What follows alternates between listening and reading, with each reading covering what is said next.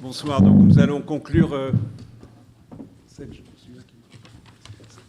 cette journée par une discussion avec deux éminents spécialistes, je veux dire, même s'ils sont d'horizons légèrement différents, donc autour des forces et faiblesses du modèle public. À ma gauche, François Crémieux, donc, qui actuellement dirige l'assistance publique des hôpitaux de Marseille, qui a une assez longue carrière, bien qu'il ne soit pas encore si âgé que ça, de directeur d'hôpital. J'ai noté qu'il a commencé, la première fois, si je ne me trompe pas, qu'il a été directeur d'un hôpital, c'est au Kosovo, en 1999, l'hôpital Mitrovica, dans le contexte que l'on connaît. Et puis depuis, il a travaillé à Paris et donc à Marseille depuis 4 ans. Il a une réflexion approfondie sur ce qu'est aujourd'hui et ce que devrait être un hôpital. À ma droite,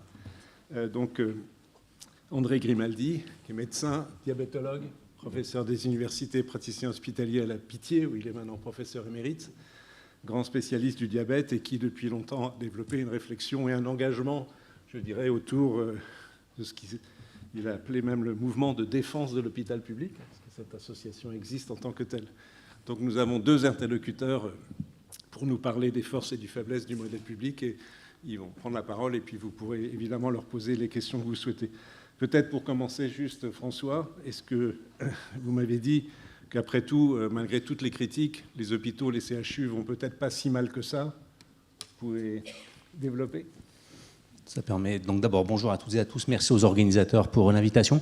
J'étais très ému en rentrant dans cet amphi parce que vous avez peut-être tous remarqué qu'il s'appelait Maurice Halbwachs. Et il se trouve que l'un des hommes qui m'a le plus influencé sur le plan de mon parcours de lecteur et un peu intellectuel, c'est Georges Semprin. Je ne pourrais que vous encourager à relire l'écriture ou la vie qui décrit avec une grande beauté les derniers jours, les dernières heures de Maurice Halbwachs à Buchenwald. Je pense effectivement que l'hôpital public va mieux qu'on ne le dit. Et je voudrais, au-delà du débat de savoir si j'ai tort ou raison, ce qui finalement apporte peu, poser un peu le sujet en des termes politiques, en le sens suivant. Je pense que l'hôpital public va mieux qu'on ne le dit et qu'il est victime de deux dramaturgies qui ont tendance à s'alimenter d'une autre. D'une part, la dramaturgie de ceux qui défendent l'hôpital public et qui ont comme stratégie efficace, depuis longtemps, de défendre l'hôpital public en alertant sur le risque de sa disparition, sur l'état de l'hôpital public et sur le risque que nous n'ayons plus d'hôpital public à moyen terme. Et cette dramaturgie de la fin de l'hôpital public, d'abord, elle est assez spécifique dans le monde des services publics à l'hôpital. On entend rarement la SNCF expliquer que c'est la fin du rail, même si régulièrement, ils font des manifs pour défendre salaire, moyens et matériel ou autre. Mais à l'hôpital, on a un peu cette caractéristique-là et je le dis sans ironie, elle a été redoutablement efficace et elle permet effectivement de défendre l'hôpital public en alertant régulièrement nos concitoyens que nous sommes possiblement au bord du gouffre. Et puis il y a une deuxième dramaturgie qui est ceux qui s'opposent à l'hôpital public et qui pensent que dire de l'hôpital public qu'il est en fin de course est une bonne manière pour accélérer une forme de privatisation et permettre à d'autres de venir prendre une place importante dans ce champ-là.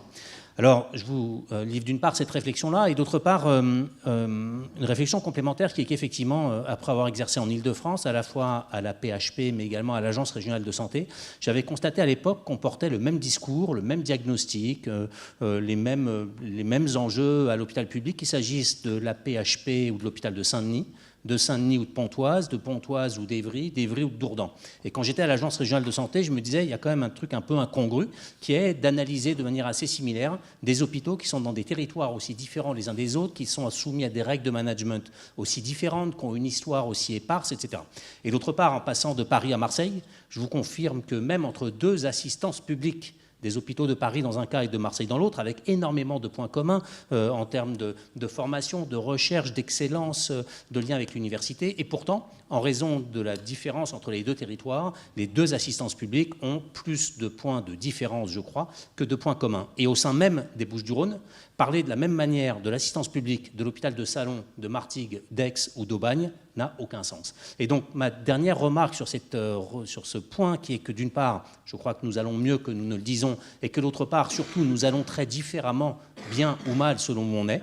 Il faudrait qu'on arrête de considérer qu'à chaque fois que ça va bien, c'est un peu le hasard du moment, une expérimentation qui fonctionne bien ou que sais-je, et que par contre, quand ça va mal, ce serait signifiant d'un système qui serait en défaillance globale. Quand l'hôpital de Caen a une difficulté avec ses internes aux urgences, phénomène récent, on en conclut que c'est la démonstration que toutes les urgences de France vont mal.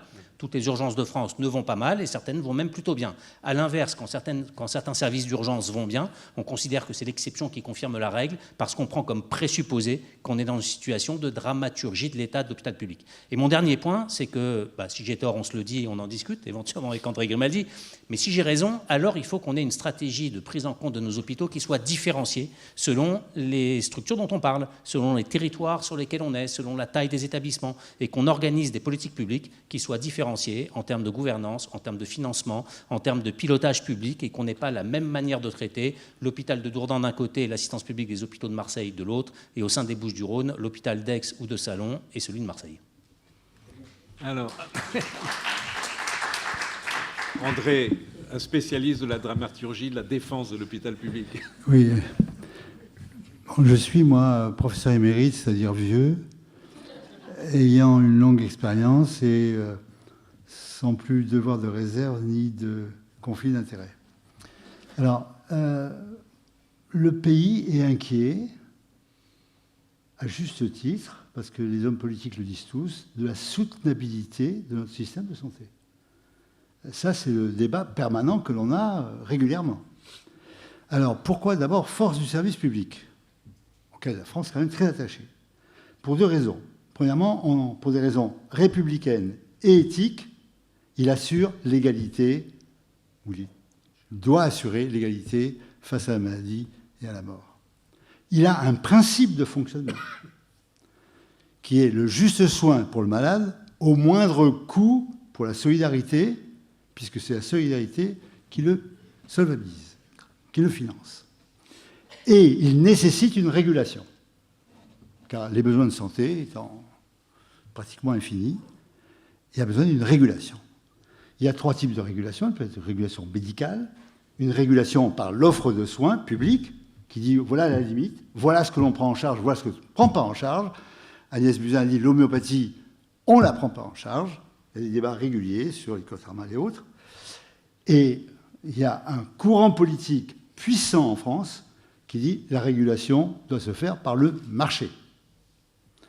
Création du secteur 2 en 1980, discussion sur les franchises, doublement des franchises par le président de la République, proposition de Bayrou d'augmenter encore ces franchises. Bon, donc on a ce débat. Alors, la régulation par le marché qu'on va avoir pour les présidentielles. On pourra dire l'hôpital va bien, comme dit François Crémieux, je m'en réjouis, mais enfin, pour les présidentielles, ça ne va pas être ça le débat. La régulation par le marché, ça ne marche pas.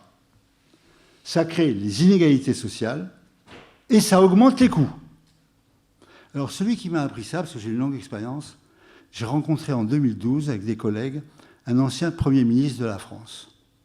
On lui explique notre point de vue, il nous écoute et il dit « Messieurs les professeurs, je comprends vos valeurs et pour l'essentiel, je les partage.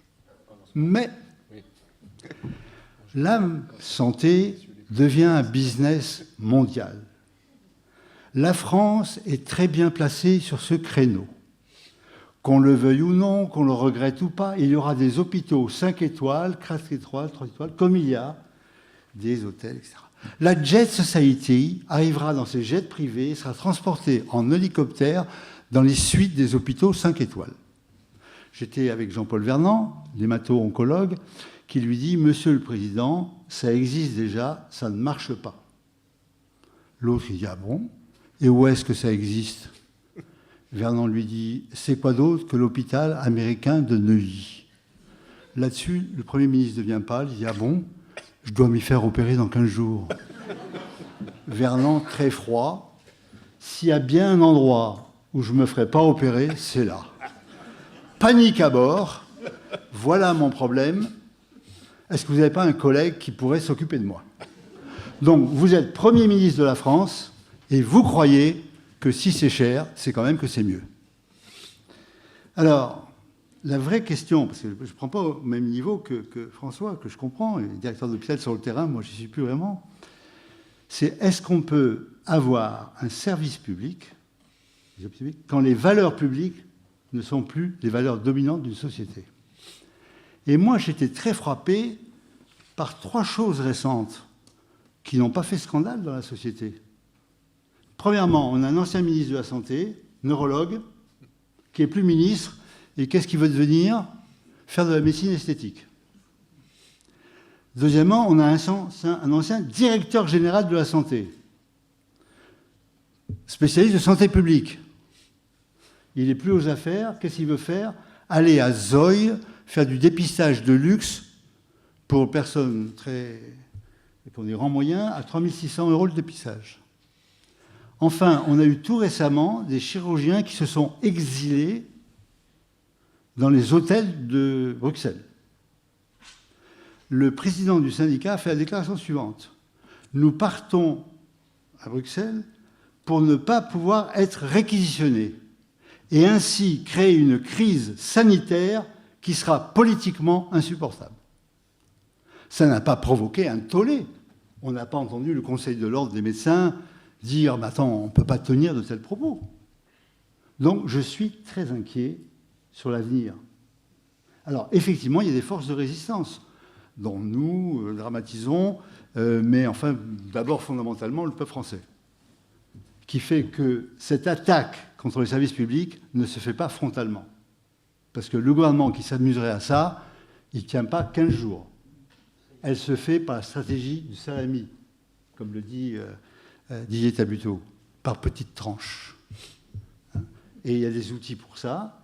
Il y a les chaînes de cliniques commerciales qui se développent et qui sont puissantes.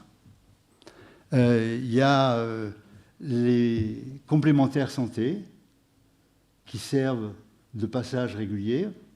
Michel Barnier voulait passer du ticket modérateur de 30% à 40%.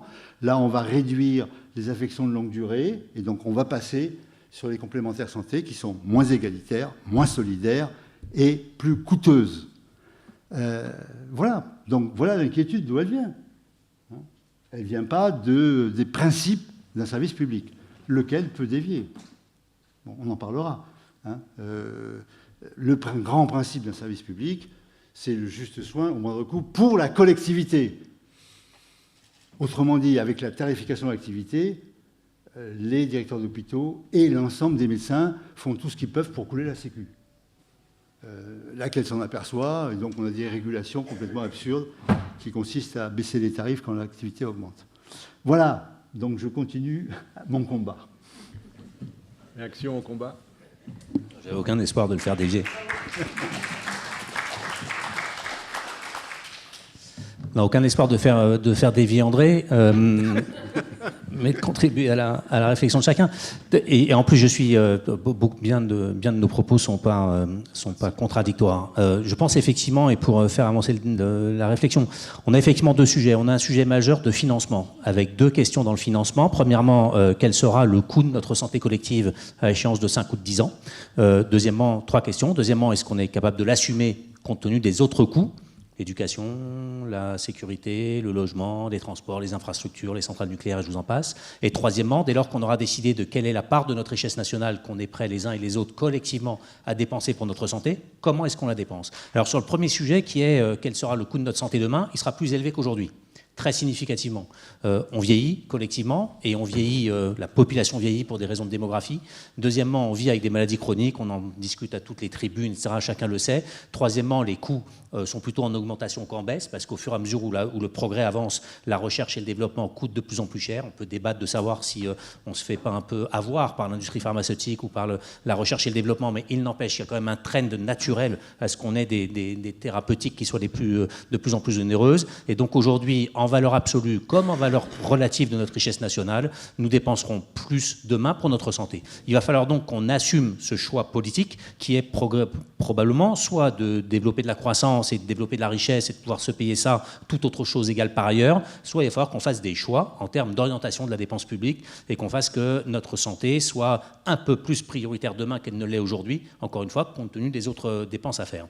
Ce débat-là, je ne sais pas s'il sera un débat des présidentielles à venir, mais il ne l'a pas été des élections de cette semaine et il n'a pas forcément à l'être compte tenu du contexte municipal. En revanche, il devrait l'être des prochaines présidentielles parce que passer de 12 à 13 à 14 ou à 15 points de PIB consacrés à la santé parce que vieillissement et chronicité, ça a des impacts majeurs en termes de choix démocratiques. Deuxièmement, si tant est qu'on réponde oui à cette question et que donc on ne fasse pas le choix d'abandonner certains patients, certaines typologies, certaines thérapeutiques, certains médicaments très chers que si on fait l'hypothèse qu'on ne fera pas demain d'économie sur les équipements, etc., alors il faudra qu'on augmente. Deuxièmement, comment est-ce qu'on répartit cette dépense-là? Et là, je rejoins un des combats d'André Grimaldi aujourd'hui, qui est qu'on a un système aujourd'hui qui est tout sauf optimal. Entre les règles de financement par l'assurance maladie d'une part, par les assureurs ou les complémentaires ou par les mutuelles d'autre part, et par chacun d'entre nous, en direct, tout ça n'a plus d'autre sens aujourd'hui que l'évolution progressive au cours des 70 dernières années,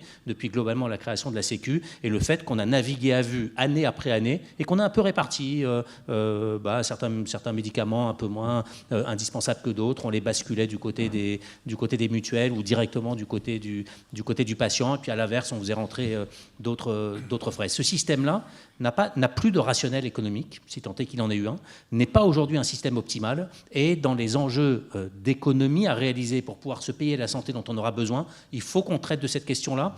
Et je veux croire que, y compris du côté des mutuelles, ils y sont plus prêts qu'on ne le pense. C'est-à-dire que je pense qu'il y a du côté des mutuelles une réflexion qui avance, notamment parce qu'ils ont d'autres enjeux à financer, la dépendance, le grand âge, le handicap, et qu'on pourrait commencer à réfléchir un peu plus, de manière un peu plus opérationnelle à comment est-ce qu'on remet dans l'assurance maladie l'intégralité des dépenses de santé et comment est-ce qu'on bascule à d'autres, le cas échéant, des dépenses autour de l'enfance, le vieillissement, la dépendance, le handicap. Donc c'est deuxième enjeu. Troisièmement, comment est-ce que, quand bien même on serait d'accord sur le montant à payer et sur la manière de le faire, comment est-ce qu'on répartit cette somme-là? Et là, effectivement, c'est vrai à Marseille, c'est vrai ailleurs, la question de l'organisation entre le public et le privé, elle est là aussi défaillante. Non pas qu'elle ne soit pas historiquement fondée, non pas qu'il n'y ait pas plein d'excellents médecins généralistes ou de très bonnes cliniques, c'est pas ça le sujet. Le sujet, c'est sur chacun des territoires aujourd'hui, ces deux systèmes-là ont été des systèmes compétitifs dans une période de croissance, et globalement le système s'y est retrouvé. Ce sont des systèmes concurrentiels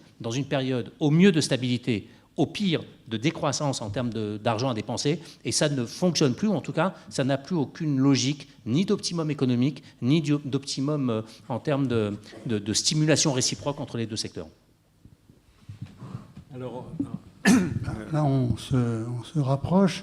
Les dépenses de santé françaises, c'est entre 11 et 12% du PIB. On est, selon les années, 3e, 4e. Les USA en tête avec 17%, et puis l'Allemagne, la Suisse, puis la France. Brigitte Dormont, qui est là, fait remarquer qu'on pourrait dépenser plus. On peut dépenser plus, c'est un choix de société, mais elle et tout le monde est d'accord pour dire oui, à condition que ça serve à la santé, à l'amélioration de la santé, pas à entretenir des rentes. Ce que vient de développer François.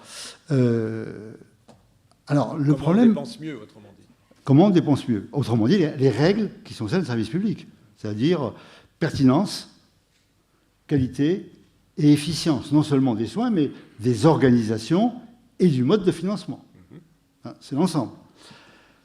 Alors le problème, une fois qu'on a dit ça, Nicolas Revel, directeur général de la science publique, souligne une chose qui est fondamentale, c'est que si on ne change pas le système, les dépenses augmentent de 4% par an.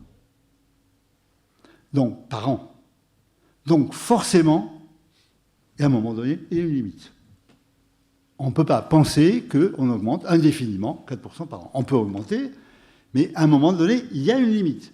Et comment se fait cette limite? Elle peut se faire par les inégalités sociales de santé. C'est-à-dire qu'aux USA, il y a dans Medicaid des gens qui sont jeunes, quand une leucémie, ils meurent. Ben voilà, ils ne sont pas traités. Bon. Faut pas croire que ça nous échappera. Faut pas croire que ça, c'est impossible. Si, c'est possible. Alors, si on regarde du point de vue des efficiences du système de santé, on a un système de santé qui s'est construit comme système de soins autour de la maladie aiguë. Maladie aiguë et gestes techniques simples en ville, maladie aiguë grave, gestes techniques complexes à l'hôpital. Or, le problème actuel majeur, c'est la maladie chronique. C'est 65% des dépenses, c'est 70% de l'augmentation des dépenses. Or, notre système n'est pas organisé pour la prise en charge de la maladie chronique, ni en termes de prévention, ni en termes d'inégalité sociale, parce que le cancer, le diabète, l'obésité, les maladies cardiovasculaires, c'est un gradient social, ni en termes d'organisation, de financement. Donc, le principe, c'est les meilleurs systèmes de santé, qui n'existent pas en tant que tels, mais partiellement, c'est les systèmes intégrés. C'est un système intégré ville-hôpital, un système intégré médecins et paramédicaux, soignants et travailleurs sociaux. Bon. Alors on essaie d'avancer doucement pour ça, mais on a une force de blocage en France phénoménale qu'est la médecine libérale. L'idéologie de la médecine libérale, c'est le paiement à l'acte, qui est contradictoire avec la prise en charge des maladies chroniques. Si je prends le diabète, l'idée de faire un paiement à l'acte de 30 €, ça amène à dire il faut qu'il revienne. Puis moins il est grave, plus c'est intéressant. Et donc on a des médecins libéraux maintenant nombreux, notamment des jeunes, qui disent une question, une consultation, 2 questions, 2 consultations. Et puis s'il y a des problèmes sociaux, je ne peux pas m'en occuper. Puis s'il y a des problèmes psychologiques, je ne peux pas m'en occuper. Parce qu'évidemment, 15 minutes. Bon, donc cette logique du soin aigu est contradictoire, de même que la T2A. Alors on dit, j'ai entendu François Bourdillon, capitation, forfaitisation, c'est évident que pour un diabétique non compliqué, ben voilà la cahier des charges, voilà la somme annuelle, et vous gérez, vous, avec les paramédicaux, la meilleure façon de prendre en charge. Celui-là, il faut le voir beaucoup, celui-là souvent, celui-là pas du tout, celui-là une fois par an. Il peut avoir le renouvellement de son ordonnance par l'infirmière de pratique avancée, voire par le pharmacien. Hein. Or, c'est pas du tout ça qui se passe. Bon, on a donc 20 à 30% de prescriptions dans toutes les enquêtes injustifiées. Et on n'a aucune politique réelle de pertinence des soins. Et dès qu'il y a une politique de pertinence des soins qui n'est pas médicalisée, qui est faite par la Sécu, il y a un blocage, le Front libéral du refus. Alors là, je le dévie un peu, mais je ne suis pas un homme politique. Mais quand même, l'art de la politique, c'est de diviser son monde. Comment on arrive à mettre dans le même sac les médecins de secteur 1, en tête les généralistes, suivis par les spécialistes, puis en dernier les radiothérapeutes, puis en première ligne, on va mettre les internes. Et comme ça, on a un front du refus. Et comme disait très justement Roselyne Bachelot, faire rentrer les internes à l'hôpital quand ils sont sortis, c'est aussi facile que de faire rentrer le dentifrice lorsqu'il est sorti du tube. Donc, qu'est-ce qui se passe lorsqu'on fait une tentative comme ça, comme on l'a fait récemment? On capitule face à la médecine libérale et on fait un grand bond en arrière. Et on a connu ça en permanence. Alors, sur les modes de financement, on pourrait parler de la régulation absurde qui a été mise prix-volume à l'hôpital, qui tue la T2A au fond, alors qu'il faut une régulation a posteriori, et l'Allemagne fait beaucoup mieux que nous.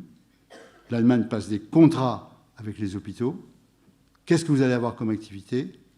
Si vous avez plus, vous aurez une diminution de tarifs. Si vous avez moins, on vous maintient parce que vous avez quand même du personnel, etc. Donc il y a une régulation qui est faite sur la base d'un contrat initial. En France, on fait des coups de rabot. Hein, alors, en 2016, les tarifs financés aux hôpitaux baissent de 1%. À ce moment-là, l'activité hospitalière diminue, mais on dit qu'il y a eu un bug informatique à l'AP, donc on n'en tient pas compte. Et en 2017, on baisse encore 0,9%. Arrive Agnès Buzyn au pouvoir qui me dit c'est absurde, André, ce système. Elle fait une grande interview dans Libération qui nous donne complètement raison.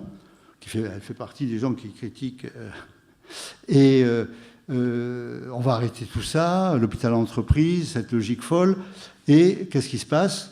Bercy, c'est pas elle qui décide, c'est Bercy et le Premier ministre. On baisse encore de 0,5%. alors que l'activité baissait. Alors évidemment, en 2019, ça explose. Avec nous, mais pas seulement nous. Tous les hôpitaux sont dans la rue. Et en catastrophe, alors que le PLFSS avait déjà été voté, le président de la République prend la parole, le Premier ministre, avec Agnès Buzyn, en urgence, augmente les tarifs de 0,2%. Et elle a cette phrase politique magnifique qui est, pour la première fois, nous augmentons les tarifs, c'est une première historique, après les avoir baissés de 0,5 l'année d'avant. Voilà, oui, j'arrête. Ouais, on peut-être interrompre. Okay. On peut continuer année par année, mais bon. D'une certaine façon, à travers ton exposé sur comment faire mieux, se pose la question de l'évaluation à tous les niveaux du système de santé, en médecine libérale, mais à l'hôpital aussi, non, il me semble. Je sais, est-ce que François est prêt à traiter ce point, l'évaluation? Comment on nous évalue? Si je peux rebondir, avant d'évoquer l'évaluation, rebondir sur...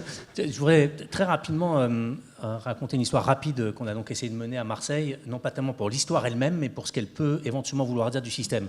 C'est la création par l'assistance publique des hôpitaux de Marseille de centres de santé dans les quartiers nord. Donc d'une part, ce sont des belles histoires. Ces belles histoires, c'est des équipes sympas, dynamiques, qui sont installées dans des cités un peu compliquées, qui travaillent ensemble et qui sont contentes de le faire. Deuxièmement, c'est des patients qui sont pris en charge, comme ailleurs, plutôt bien, et c'est une deuxième partie de la belle histoire.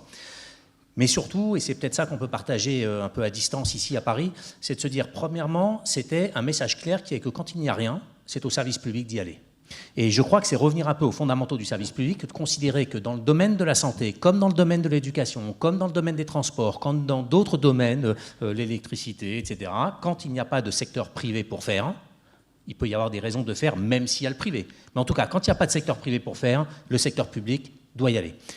Et c'est comme ça qu'on a lancé ce mouvement-là, en disant les quartiers nord sont en ce moment pris dans une démographie défavorable, les libéraux s'en vont, moins il y en a, plus ils partent, moins il y en a, personne ne veut y aller, il faut compenser, et donc c'est au service public d'y aller, donc on va créer des centres de santé. Deuxième remarque, c'était un message assez fort sur le fait qu'un CHU, même un grand CHU, était légitime à porter des centres de santé de médecine de premier recours, et que ce n'était pas l'apanage exclusif d'une médecine libérale. On nous accusait antérieurement d'être illégitime à le faire, parce que d'abord, ce n'était pas notre métier, à nous les hospitaliers. Deuxièmement, on allait faire ça pour plus cher que les autres. Troisièmement, on était trop gros, on était trop lent, on était trop ceci, trop cela. En l'occurrence, on a ouvert des centres de santé, et on l'a fait avec des centres de santé gérés par l'instance publique. Pourquoi est-ce que ça a marché? Et ça va parler à quelques-uns d'entre vous, parce qu'on a dit à ceux qui étaient prêts à y venir, vous êtes médecin généraliste, vous allez devenir praticien hospitalier, PH, temps plein de l'assistance publique. Et donc les mêmes, je ne parle pas des individus, mais les mêmes qui éventuellement étaient réticents à aller travailler de manière un peu solitaire, un peu instable, dans une équipe dont on ne savait pas très bien ce qu'allaient devenir les trois autres, sans savoir ce qu'allait être leur carrière à moyen terme, avaient la perspective d'être praticien hospitalier à l'assistance publique, et donc de pouvoir faire un peu de centre de santé, un peu d'urgence, un peu de pneumo, un peu de passe, un peu d'autres choses, d'avoir une perspective de progression de carrière et autres. Et puis dernière remarque, et ça renvoie, et c'est pour ça que je voulais rebondir là-dessus, à la question de l'intégration. André faisait référence à l'intégration au sein des équipes entre paramédicaux et médecins, à l'intégration entre le monde de la santé et le monde médico-social. On a un enjeu d'intégration entre les soins de premier recours et les soins de spécialité. Et je pense que les hôpitaux, pas partout, il y a plein d'endroits où il y a des gens qui sont plus efficaces, plus légitimes, plus installés, etc. Mais là où il n'y a rien, l'hôpital public peut le faire. Et deuxièmement, parfois l'hôpital public est particulièrement efficace à le faire. Et ma dernière remarque, c'est moi l'intention suivante dans ces centres de santé. Vous installez un centre de santé près de la Castellane, cité malheureusement bien connue dans la presse, au pied des Flamands, qui est une autre cité compliquée en ce moment, là, au pied des Égalades, et vous vous rendez compte au bout de quelques semaines qu'il y a des médecins du travail, des médecins scolaires, je viendrai sur les médecins, il y a des médecins scolaires qui bossent un peu solitaires, un peu tout seuls, et que le recteur a du mal à recruter. Et puis qu'il a du mal à recruter les médecins, il a du mal à recruter des infirmières, il a du mal à recruter des professionnels de santé qui aillent bosser dans les lycées, les collèges, les écoles de ces quartiers. Et donc on est en train de réfléchir à l'idée d'intégrer ces équipes-là au sein des centres de santé. Ça ne veut pas forcément dire qu'ils seront payés par la paix, ni qu'ils seront salariés de la paix. On va voir comment on organise ça, mais ma conviction, on verra si elle est confirmée, c'est qu'on attirera demain des infirmières et des médecins scolaires dans les quartiers populaires et les quartiers prioritaires de la ville, si on leur propose des conditions d'exercice qui soient collégiales, collectives, intégrées en lien avec le CHU, le cas échéant, salariés du CHU s'ils le souhaitent, mais je pense qu'il faut qu'on aille vers une territorialisation de l'offre de soins. Et enfin, et dernier point, que quelqu'un en soit responsable, parce que c'est l'autre caractéristique de ce qu'on a fait à Marseille, c'est qu'à un moment, grâce à une phrase dans un discours du président de la République qui venait s'exprimer sur Marseille en grand, et qui, dans cette phrase, a dit « J'attends de l'assistance publique qu'elle fasse cette offre de soins dans les quartiers nord parce que je n'accepte pas que les quartiers populaires de Marseille soient pris en charge par Médecins du Monde. Non pas qu'il en veuille à Médecins du Monde, avec lesquels on bosse par ailleurs, mais parce qu'il n'est pas acceptable que des ONG garantissent l'offre de soins dans des quartiers de la République, qui soient en appui, qui soient en complément, etc., mais pas en première ligne. Et donc, grâce à cette phrase politique, ensuite, d'inspiration politique, ensuite, il a suffi de décliner. Il n'y avait pas d'obstacle, pas besoin de texte, pas besoin de circulaire, pas besoin de loi ou autre. Et donc, c'est aussi, et je m'en arrête là, la puissance que peut avoir la parole politique quand à un moment, elle dit à un acteur capable de le faire, vous devez assurer l'offre de soins à tel endroit. Et comme par ailleurs, on a tous les internes, tous les externes, tous les jeunes en formation,